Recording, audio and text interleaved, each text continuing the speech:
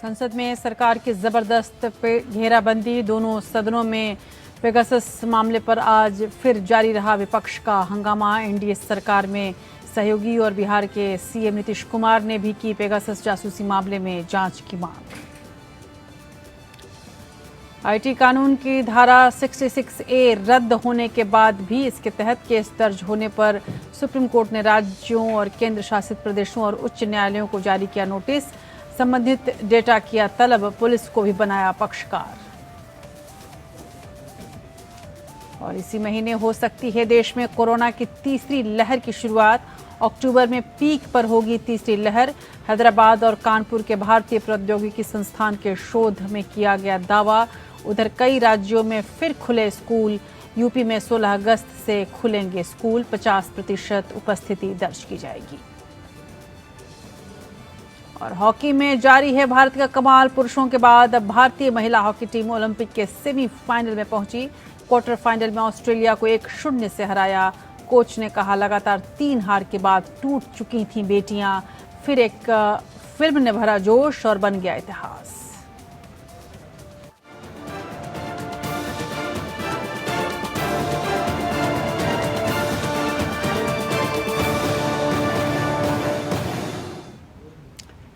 नमस्कार, आप देख रहे हैं देश की बात। मैं हूं राजश्री आपके साथ और आज देश की बात की शुरुआत बेहद अच्छी खबर से करने वाले हैं हम। जी हां, भारत की शेरनियों ने टोक्यो में कमाल दिखाया है और केवल ऐसा नहीं कि हॉकी में ही भारत की महिलाओं ने अपना कमाल दिखाया है, बल्कि जो उम्मीदें इस वक्त जुड़ रही हैं ओलंपिक में पदक से, वो महिलाओं से ज़्यादा हैं। और किस तरह से अभी तक महिलाओं ने पदक जीते हैं, भारत का मान बेटियों ने कैसे बढ़ाया है, हम आपको ये दिखाएंगे। और साथ ही आपको एक कल फ्रेंडशिप डे था, यानी मित्रता दिवस, जो अंतर्राष्ट्रीय स्तर पर आमतौर पर समाज में मनाया जाता है, लेकिन कल एक पुराने 2 नेताओं की फ्रेंडशिप दिखी है और जिसमें दूसरी पीढ़ी भी इसी मित्रता के भरोसे है।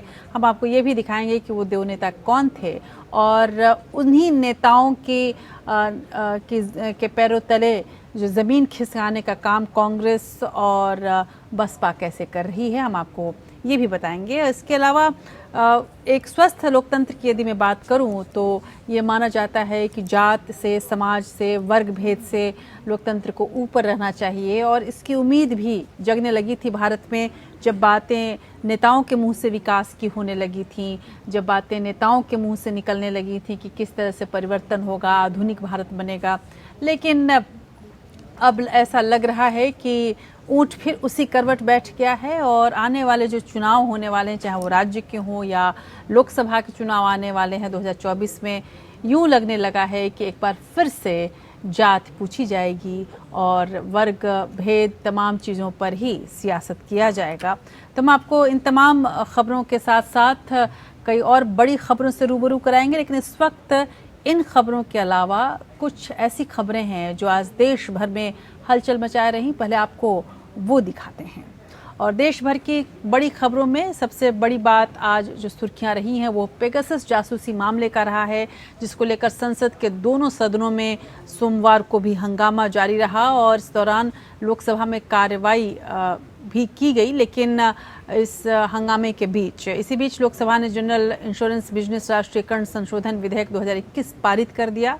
उधर बिना चर्चा विधेयक पारित होने को लेकर तृणमूल कांग्रेस के सांसद डेरेक ओब्रायन ने सरकार पर फिर से निशाना साधा है और कहा है कि इस तरह के जो बिल हैं वो बिना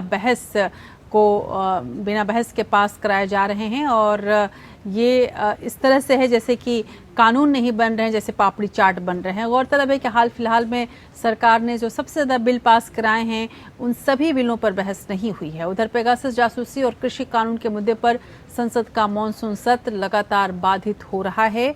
सरकार के इस मसले पर रुख के विरोध में विपक्षी पार्टियां कल यानी मंगलवार को बैठक करके मॉक पार्लियामेंट के बारे में फैसला ले सकती हैं। मॉक पार्लियामेंट सदन के बाहर आयोजित की जा सकती है। कांग्रेस नेता राहुल गांधी के बुलावे पर 14 से अधिक विपक्षी पार्टियों की बैठक कल सुबह होगी। राहुल गांधी की ब्रेकफास्ट मीटिंग पर राज्यसभा में विपक्ष के नेता मल्लिकार्जुन खड़गे ने कहा कि सभी विपक्षी दलों के फ्लोर लीडर और उनके साथ ही सांसद इस ब्रेकफास्ट मीटिंग में शामिल होंगे और एक तरह से मॉक पार्लियामेंट हो जाएगा ये। उधर असम मिजोरम सीमा पर 26 जुलाई को हुई हिंसक झड़प के बाद से लगातार तनाव जारी है। दोनों राज्यों के बीच विवाद को सुलझाने के लिए केंद्र सरकार भी लगातार स्थिति पर अपनी निगरानी बनाए हुए है। असम ने कहा है कि हम एक इंच जमीन नहीं छोड़ेंगे। उधर मिजोरम भी कुछ इसी तरीके से अड़ा हुआ है। इस क्रम में सोमवार को पूर्वोत्तर के बीजेपी सांसदों ने पीएम मोदी से मुलाकात की है और सीमा विवाद को लेकर ज्ञापन सौंपा है। इस ज्ञापन में सांसदों ने कांग्रेस की जो राजनीति है उस पर सवाल उठाए हैं। उधर प्रधानमंत्री नरेंद्र मोदी ने आज वीडियो कॉन्फ्रेंसिंग के जरिए ई-रूपी को लॉन्च किया है। इसे national payment corporation of India ने अपने यूपीआई प्लेटफॉर्म पर डेवलप किया है। इसे वित्तीय सेवा विभाग, स्वास्थ्य और परिवार कल्याण मंत्रालय और राष्ट्रीय स्वास्थ्य प्राधिकरण के सहयोग से बनाया गया है। लॉन्च के मौके पर बताया गया कि ई-रूपी अगस्त 2014 में शुरू हुई डिजिटल इंडिया का एक महत्वपूर्ण पड़ाव के रूप में देखा जाना चाहिए। इसे यूपीआई भीम को दिसंबर 2016 में लॉन्च किया गया था। इस पर हर महीने लगभग 300 करोड़ का ट्रांजैक्शन होता है, ऐसी सरकार की ओर से खबर दी गई है। उधर जम्मू कश्मीर में आतंकवाद पर लगातार प्रहार जारी है। इस कड़ी में जम्मू कश्मीर पुलिस ने अनंतनाग में लश्कर-ए-तैयबा के आतंकी मॉड्यूल का भंडाफोड़ किया और इस मामले में 4 लोगों को गिरफ्तार किया गया है। इन तमाम खबरों के अलावा हम जिस बड़ी खबर की बात कर रहे थे, जिस अच्छी खबर की बात कर रहे थे, उससे और आपको ले चलूं, यानी कि सीधे आपको टोक्यो ले चलती हूँ और वहाँ कैसे देश की बेटियों ने हमारा सर जो है वो गर्व से ऊंचा किया है, वो दिखाती हूँ।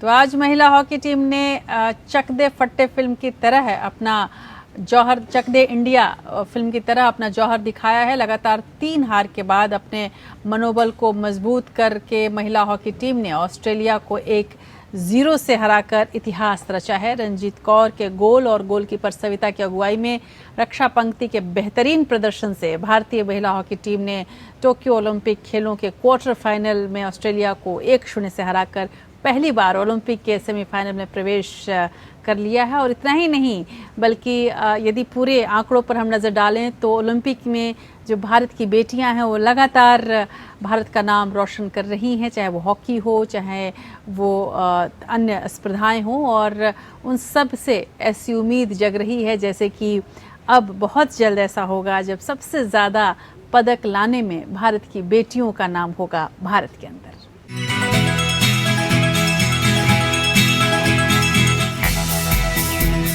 सत्तर मिनट है तुम्हारे पास, शायद तुम्हारी जिंदगी के सबसे खास 70 मिनट। चक दे इंडिया फिल्म में कोच कबीर खान का ये यादगार डायलॉग कोई नहीं भूल सकता। उसी तरह ये 70 मिनट देश की शेरियों को हमेशा याद रहेंगे। वर्ल्ड नंबर 4 ऑस्ट्रेलिया की टीम पूरे गुमान के साथ खेली। इंडिया उसके लिए कोई चुनौती नहीं थी। आखिरी 2 क्वार्टर में ऑस्ट्रेलिया ने लगातार हमले किए, लेकिन भारतीयों ने उन्हें अच्छी तरह से नाकाम किया।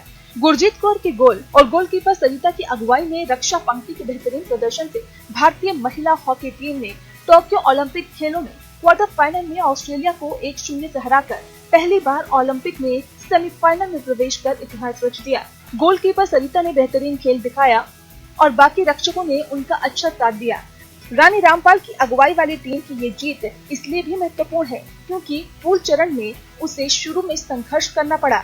भारतीय टीम अपने पूल में दक्षिण अफ्रीका और आयरलैंड को हराकर चौथे स्थान पर रही थी, जबकि ऑस्ट्रेलिया अपने पूल में शीर्ष पर रहा था।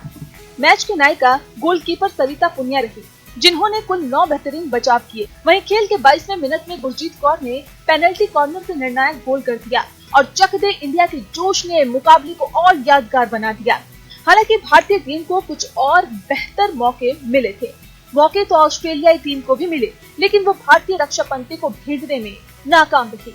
हालांकि दूसरे क्वार्टर में 5 मिनट तक ऑस्ट्रेलिया का पलड़ा भारी रहा। उसे 3 पेनल्टी कॉर्नर मिले, लेकिन भारतीय टीम ने हमले को नाकाम कर दिया और 22वें मिनट में पेनल्टी कॉर्नर मिलते ही ड्रैग प्ले कर गुरजीत कौर ने गोल में बदलकर देश को सम्मान दिलाया। भारतीय टीम का ओलंपिक में सर्वश्रेष्ठ प्रदर्शन इससे पहले मॉस्को ओलंपिक 1980 में था, जबकि टीम चौथे स्थान पर रही थी, लेकिन तब केवल 6 टीमों ने हिस्सा लिया था और मैच राउंड रॉबिन आधार पर खेले गए थे। सेमीफाइनल में भारतीय टीम का सामना अब अर्जेंटीना से होगा, जो एक अन्य क्वार्टर फाइनल में जर्मनी को 3-0 से हरा चुका है। लेकिन इस जीत में चक दे इंडिया फिल्म की तरह ही एक कबीर खान था, जो अपने खिलाड़ियों की जीत पर आंसू रोक नहीं पाया। दरअसल ये मैच सिर्फ मुल्क के लिए ही नहीं, बल्कि मनोबल के लिए भी बहुत जरूरी था। वो कबीर खान थे सोड मार्जेन। मार्जेन ने जब 2016 में टीम के कई सीनियर प्लेयर रिटायर हो रहे थे और टीम को एक नए सिरे से खड़ा करने की जरूरत थी, वहीं 3 मैचों में हार से टीम का हौसला टूटा हुआ था, लेकिन मार्जिन की मेहनत और महिला खिलाड़ियों का हौसला रंग लाया। टोक्यो ओलंपिक में अब तक भारत के खाते में कुल 2 पदक आ चुके हैं। इससे पहले बैडमिंटन खिलाड़ी पीवी सिंधु ने ब्रॉन्ज मेडल जीतकर देश की झोली में दूसरा पदक डाल दिया। इससे पहले वेट लिफ्टर मीराबाई चानू ने सिल्वर मेडल जीतकर ओलंपिक में भारत का खाता खोला था। Bureau report APN. तो खेल जो है वो एक अलग मिजाज से चलता है, लेकिन जिसमें आप ये कह सकते हैं कि जीत की खुशी अगर किसी स्पर्धा में होती है तो उसकी खुशी देश के हर एक निवासी पर होती है। लेकिन राजनीतिक खेल कुछ ऐसे होते हैं जो किसी के चेहरे पर मुस्कुराहट लाती हैं, किसी के चेहरे पर खुशी लाती हैं, तो किसी के चेहरे पर मायूसी। उत्तर प्रदेश की यदि हम बात करें, जहां पर घमासान चल रहा है, राजनीतिक खेलों का कई रूप देखने को मिल रहा है, तो हम आपको बता दें कि विधानसभा चुनाव के लिए बीजेपी जहां पिछड़े वर्ग की जातियों को लुभाने के लिए जी जान से जुटी हुई है, वहां पर वहीं राष्ट्रीय जनता दल के नेता लालू प्रसाद यादव भी खासे सक्रिय हो गए हैं। आज उन्होंने समाजवादी पार्टी के संरक्षक मुलायम सिंह यादव से उनके आवास पर जाकर मुलाकात की। फ्रेंडशिप डे एक तरह से का दौर चल रहा है और इस मुलाकात के दौरान यूपी के पूर्व मुख्यमंत्री अखिलेश यादव भी मौजूद रहे। बैठक राजनीतिक लिहाज से अहम माना जा रहा है, खासकर अखिलेश यादव को इससे बड़ी उम्मीद रही। लालू यादव ने ट्वीट करके कहा कि आज देश को पूंजीवाद और संप्रदायवाद नहीं बल्कि लोक समता एवं समाजवाद की अत्यंत आवश्यकता है। दोनों नेताओं के बीच जो ये सरस बातचीत हुई है, जो ये चाय पर चर्चा हुई है, उस चर्चा से किस तरह की उम्मीद की जानी चाहिए, ये हम आपको दिखाते हैं इस रिपोर्ट में। और इसके अलावा हम आपको इस रिपोर्ट के जरिए ये भी ज़रूर बताएंगे कि इन तमाम मुलाकातों के बावजूद अखिलेश की चिंता आखिर कम क्यों नहीं हो रही।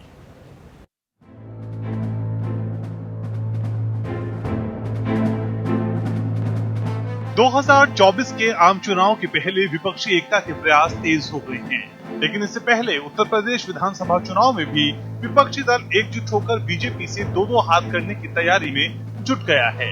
दिल्ली में लालू यादव की मुलायम सिंह से मुलाकात को भी इसी रोशनी में देखा जा रहा है। हाल ही में चारा घोटाला मामले में जमानत में बाहर आए लालू यादव इन दिनों दिल्ली में अपनी बेटी मीसा भारती के निवास पर स्वास्थ्य लाभ कर रही हैं। इसे उनके राजनीतिक स्वास्थ्य लाभ के प्रवास के रूप में भी देखा जा रहा है।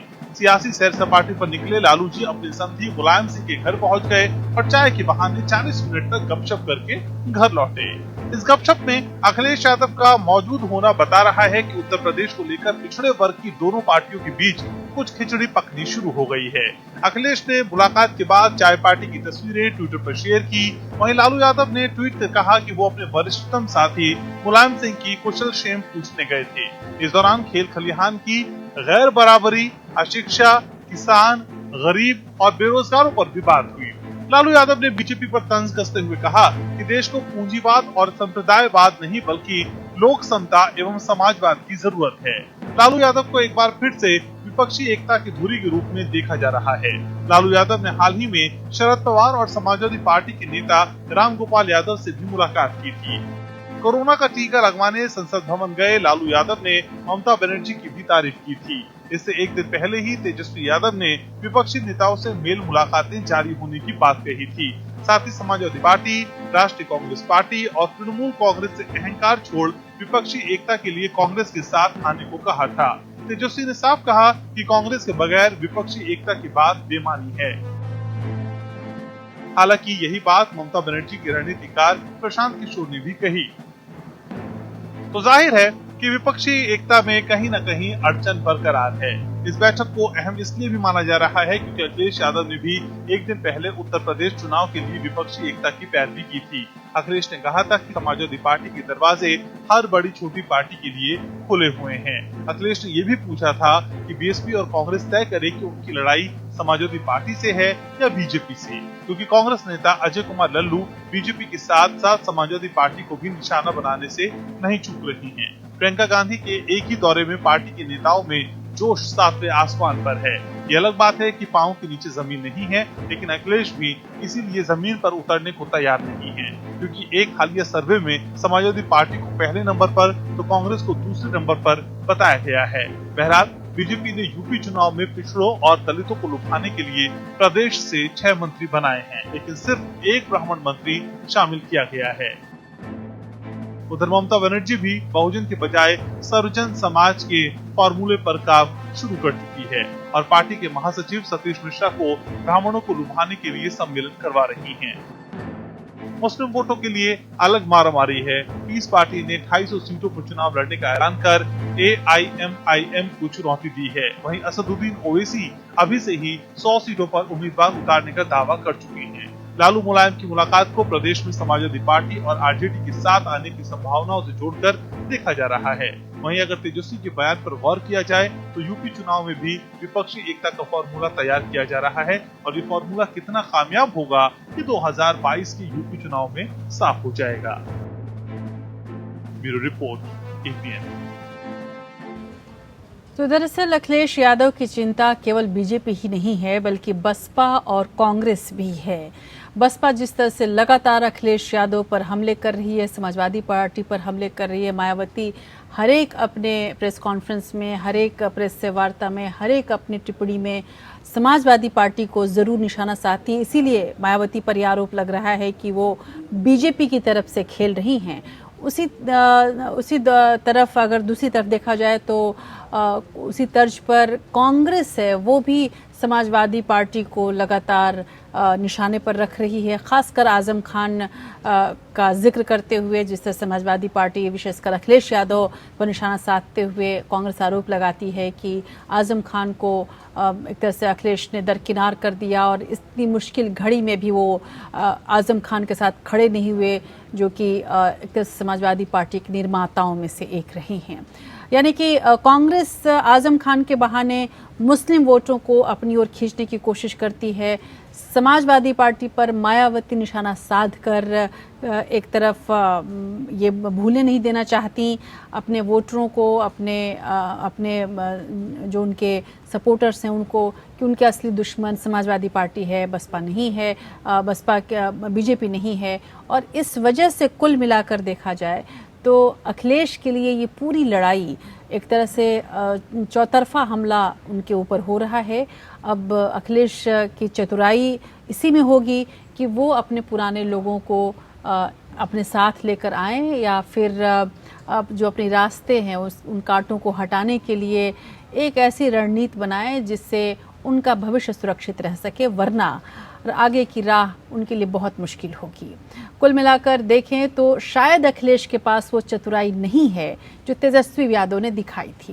तो गौरतलब है कि जो अखिलेश यादव की मुश्किल है, तेजस्वी यादव जो कि लालू यादव के बेटे हैं और वो भी दूसरी पीढ़ी के कहे जाएंगे, और जितनी उम्मीद अखिलेश यादव से मुलायम सिंह यादव को है उतनी ही उम्मीद तेजस्वी यादव से लालू यादव को थी। तेजस्वी यादव बहुत हद तक अपने पिता की कसौटी पर सही उतरे हैं और शायद इसी वजह से अभी तक नीतीश कुमार से जो उनकी ठनी हुई थी वही नीतीश कुमार अब तेजस्वी यादव को उनके ही मुद्दे पर उनके साथ आते हुए दिख रहे हैं। हालांकि सियासत ऐसी होती है जिसमें कब कौन दोस्त हो जाए, कब कौन दुश्मन हो जाए, कहा नहीं जा सकता। लेकिन बिहार की सियासत बड़ी दिलचस्प मोड़ पर पहुंच चुकी है। बिहार के मुख्यमंत्री नीतीश कुमार ने अपने धुर विरोधी राष्ट्रीय जनता दल के नेता तेजस्वी यादव से मुलाकात करके जाति जनगणना के मुद्दे पर विचार विमर्श किया है। इस बैठक के बाद नीतीश कुमार ने विभिन्न दलों के प्रतिनिधिमंडल की अगुवाई करने और प्रधानमंत्री नरेंद्र मोदी को इस बाबत ज्ञापन सौंपने पर सहमति जताई है।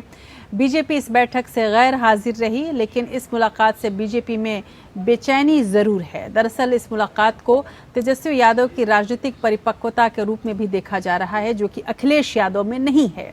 उधर कल तक बात पर या कहा जाए हर एक बात पर नीतीश को कोसने वाले तेजस्वी अब लंबी पारी खेलने को तैयार नजर आ रहे हैं। जो चाचा दुश्मन थे वही चाचा अब एक तरह से मुख्य सलाहकार के रूप में और मुख्य संगी के रूप में नजर आ रहे हैं एक खास मुद्दे पर। इस बीच उत्तर प्रदेश की यदि हम बात करें तो अखिलेश यादव की अगुवाई में समाजवादी पार्टी को आगामी विधानसभा चुनाव में अग्नि परीक्षा देना बाकी है।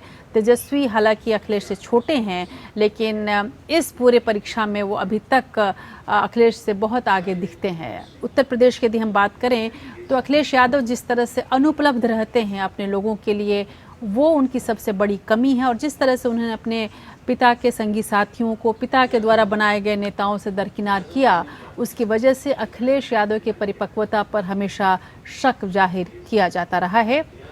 हालांकि उनका लहजा और तेवर तेजस्वी से अलग नज़र आता है और ऐसे में तेजस्वी की यदि हम बात करें तो तेजस्वी नई पीढ़ी में, यादवों की नई पीढ़ी में काफ़ी आगे जाते हुए दिख रहे हैं। वहीं अखिलेश यादव को अभी ज़मीन तलाशनी बाकी है, ऐसा लग रहा है। एक रिपोर्ट के जरिए हम आपको एक तुलना दिखाते हैं कि आखिर विपक्ष की यदि बात करें और विशेषकर इन दोनों राज्यों में MY समीकरण पर काम करने वाले इन दो दलों की, इन दो नेताओं की बात करें तो आखिर इन दोनों नेताओं में क्या कॉमन है और क्या ऐसा है जो जिससे उत्तर प्रदेश के अखिलेश यादव बिहार के तेजस्वी यादव से पीछे नजर आते हैं। तेजस्वी यादव धीरे धीरे अपने पिता के जूते में पैर डालते नजर आ रहे हैं। मीडिया में दिए एक साक्षात्कार में उन्होंने कहा कि ममता बनर्जी और चिराग पासवान को साथ लिए बगैर विपक्षी एकता की बात बेमानी है। जाहिर है कि तेजस्वी की दूर की नजरें तेज हैं, लिहाजा उन्होंने जाति जनगणना के मुद्दे को लेकर नीतीश कुमार का न्योता और उनकी अगुवाई को स्वीकार किया है। जेडीयू ने इस बाबत अपनी राष्ट्रीय कार्यकारिणी में एक प्रस्ताव पारित किया। जेडीयू इसमें पहले भी फरवरी 2019 और फरवरी 2020 में सदन से प्रस्ताव पास कराकर केंद्र को भेज चुकी है, लेकिन मोदी सरकार जाति आधारित जनगणना कराने को तैयार नहीं है। पिछले दिनों लोकसभा में एक सवाल के जवाब में केंद्रीय गृह राज्य मंत्री नित्यानंद राय ने कहा था कि 2021 की जनगणना में सरकार केवल अनुसूचित जाति और अनुसूचित जनजाति की ही गणना कराएगी। यूपीए सरकार ने 2011 में जाति आधारित जनगणना कराई थी, लेकिन इस रिपोर्ट में कमी बताकर इसे जारी नहीं किया गया। अब नीट की परीक्षा में ओबीसी के लिए 27% आरक्षण के मोदी सरकार के ऐलान के बाद जाति जनगणना की मांग तेज हो गई है। जाहिर है कि तेजस्वी यादव भविष्य को देखते हुए नीतीश कुमार के साथ लामबंदी के लिए तैयार है। तेजस्वी की राजनीतिक समझ की तारीफ करते हुए लालू यादव ने हाल में ही कहा था कि जिस तरह से तेजस्वी ने बिहार में चुनाव लड़कर जीत हासिल की, उससे साफ है कि वो हमसे आगे निकल चुके हैं। विपक्षी एकता को भी लेकर तेजस्वी के बयान बता रहे हैं कि निजी पसंद नापसंद से ऊपर उठकर तेजस्वी पार्टी के भविष्य के लिए गंभीर हैं। आरजेडी के भीतर वरिष्ठ नेताओं की तेजस्वी से नाराजगी का मामला भी ठंडा पड़ गया है। हाल में ही पार्टी के रजत जयंती समारोह में तेजस्वी यादव ने कहा कि हमसे कोई गलती रह गई हो तो उसके लिए माफी मांगते हैं। उन्होंने लोक जनशक्ति पार्टी के संस्थापक रामविलास पासवान की तस्वीर पर माल्यार्पण किया और कहा कि उनके सामाजिक आंदोलन को भुलाया नहीं जा सकता। हालांकि तेजस्वी यादव को 15 अगस्त को गांधी मैदान में बतौर मुख्यमंत्री तिरंगा लहराने के कयास लगाए जा रहे थे। कहा जा रहा है कि वीआईपी पार्टी और हिंदुस्तानी अवामी मोर्चा की नाराजगी से नीतीश कुमार की सरकार खतरे में है, लेकिन तेजस्वी इसके उलट बिहार में बीजेपी को मजबूत होने से रोकने के लिए नीतीश कुमार के साथ खड़े नजर आ रहे हैं। वहीं उत्तर प्रदेश में समाजवादी पार्टी के नेता और पूर्व मुख्यमंत्री अखिलेश यादव अभी उन्हीं दलों के साथ जूझते नजर आ रहे हैं जिन्होंने साथ उनके जीत हासिल करने के लिए गठबंधन किया।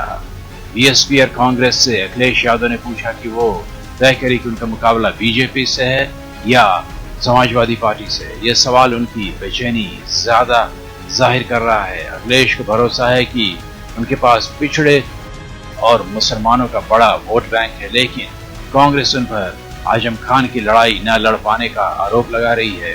आलम यह है कि भले ही उन्हें मुसलमानों के साथ होने की गलतफहमी बरकरार हो, लेकिन कोई भी बड़ा मुस्लिम चेहरा उनके साथ नहीं है। आजम खान के अकेले पढ़ने से उन पर सवाल खड़े हो रहे हैं। मायावती जहां ब्राह्मणों को लड़वा रही है, वहीं अखिलेश के साथ कोई ब्राह्मण चेहरा भी नजर नहीं आ रहा है। अगर पिछड़ा वर्ग पर नजर डाले तो जिला पंचायत अध्यक्ष चुनाव में समाजवादी पार्टी से जीते सभी 5 अध्यक्ष यादव समाज से हैं। हालांकि किसी से तुलना जायज नहीं होती, लेकिन सियासी कामयाबियों के लिए तेजस्वी यादव को लालू यादव ने दाद दी है। वहीं मुलायम सिंह अखिलेश के साथ काम करने के अंदाज से बेहद खुश नजर नहीं आते। मुलायम सिंह ने शिवपाल यादव के पार्टी छोड़ने पर नाराज होकर अखिलेश को मेहनत किए बगैर मुख्यमंत्री बनने वाला करार दिया था। मुलायम सिंह अखिलेश की शिवपाल और अमर सिंह से तकरार की नौबत आने पर हमेशा शिवपाल के साथ खड़े रहे। कार्यकर्ताओं के सम्मेलन में उन्होंने यहाँ तक कह दिया कि उनका बेटा होने की वजह से ही अखिलेश को लोगों ने स्वीकार किया। शिवपाल यादव के अलग होने पर यादवों के वोट भी पूरी तरह से अखिलेश के साथ नहीं है। फिर भी अखिलेश यादव चुनाव में 350 से ज्यादा सीटें जीतने का ऐलान कर चुके हैं। चुनावी समीकरण के मामले में भी तेजस्वी यादव अखिलेश यादव से आगे नजर आते हैं। तेजस्वी यादव को बिहार में पिछड़े वर्ग और मुसलमानों के साथ ब्राह्मण और भूमिहार वोट भी हासिल हैं, लेकिन समाजवादी पार्टी के पास कोई साफ चुनावी समीकरण नजर नहीं आ रहा है। Bureau report, APN।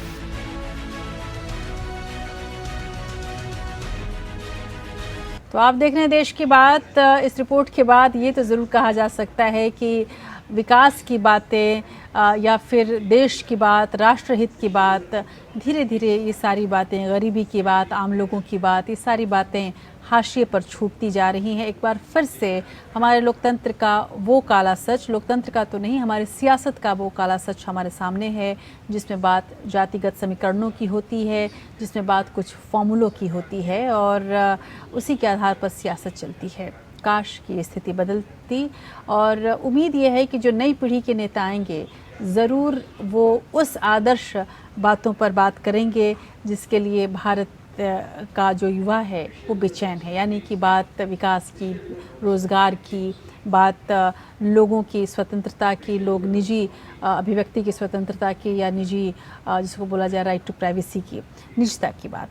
Supreme court ने सूचना प्रौद्योगिकी यानी कि IT कानून की धारा 66A को लेकर सभी राज्य सरकारों और केंद्र शासित प्रदेशों को नोटिस जारी किया है। याचिका में शिकायत की गई है कि शीर्ष अदालत द्वारा खत्म किए जाने के बाद भी धारा 66A के तहत मामला दर्ज किया जा रहा है। याचिका में भारत के गृह मंत्रालय के माध्यम से सभी पुलिस स्टेशनों को रद्द की गई प्रौद्योगिकी अधिनियम की धारा 66A के तहत मामले दर्ज नहीं करने के लिए एक सलाह जारी करने का निर्देश देने की भी मांग की गई है। किस तरह से पूरा मामला सुप्रीम कोर्ट के सामने आया, देखिए इस रिपोर्ट में।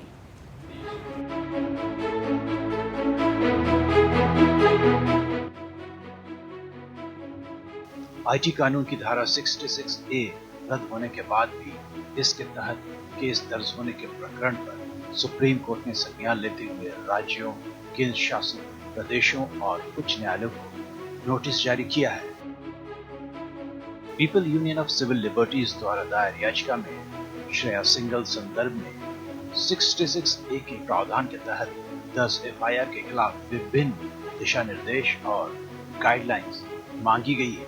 न्यायमूर्ति RF नरीमन और BR गवई ने निर्देश दिया कि सभी उच्च न्यायालयों के रजिस्ट्रार जनरल को नोटिस दिया जाए और मामले को 4 सप्ताह के बाद आगे की सुनवाई के लिए सूचीबद्ध किया जाए। केंद्र ने शीर्ष अदालत से कहा है कि यह राज्य और केंद्र शासित प्रदेशों का प्राथमिक कर्तव्य है कि वे IT अधिनियम की धारा 66A के तहत मामले दर्ज करना बंद कर दे, क्योंकि इसे रद्द किया जा चुका है। सुनवाई के दौरान न्यायमूर्ति RF नरीमन और न्यायमूर्ति BR गवई की पीठ ने याचिकाकर्ता की ओर से पेश वरिष्ठ अधिवक्ता संजय पारिक से राज्य को भी पक्ष बनाने के लिए कहा, ताकि अदालत एक व्यापक उचित आदेश दे सके, क्योंकि अंततः पुलिस राज्य का विषय है। याचिका में धारा 66A पर दर्ज सभी FIR का डाटा एकत्र करने के लिए भारत सरकार को निर्देश देने की अपील की गई है। इसके अलावा देश भर के जिला न्यायालयों और उच्च न्यायालयों में लंबित मामलों का डेटा भी मांगा गया है, जहां श्रेया सिंघल के मामले में निर्णय के उल्लंघन में धारा 66A के तहत कार्रवाई जारी है। सुप्रीम कोर्ट ने 5 जुलाई को आईटी अधिनियम की धारा 66A के तहत पुलिस द्वारा FIR दर्ज करने की प्रथा पर आश्चर्य व्यक्त करते हुए नोटिस जारी किया था। धारा 66A को सुप्रीम कोर्ट ने 2015 के फैसले में श्रेया सिंघल मामले में खारिज कर दिया था। कोर्ट के आदेश के जवाब में केंद्र ने अपने जवाबी हलफनामे में कहा था कि पुलिस और सार्वजनिक आदेश राज्य के विषय हैं। श्रेया सिंघल के फैसले को लागू करने के लिए प्राथमिक जिम्मेदारी, जिसमें आईटी अधिनियम की धारा 66A को हटा दिया गया था, राज्य के पास है। इसके अलावा कानून प्रवर्तन एजेंसियां भी फैसले को लागू करने के लिए समान जिम्मेदारी साझा करती हैं। शीर्ष अदालत ने 14 मार्च 2015 को विचार और अभिव्यक्ति की स्वतंत्रता को प्रमुख करार दिया था। साथ में यह कहते हुए इस प्रावधान को रद्द कर दिया था कि जनता के जानने का अधिकार सूचना प्रौद्योगिकी अधिनियम की धारा 66A से सीधे तौर पर प्रभावित होता है। Bureau report.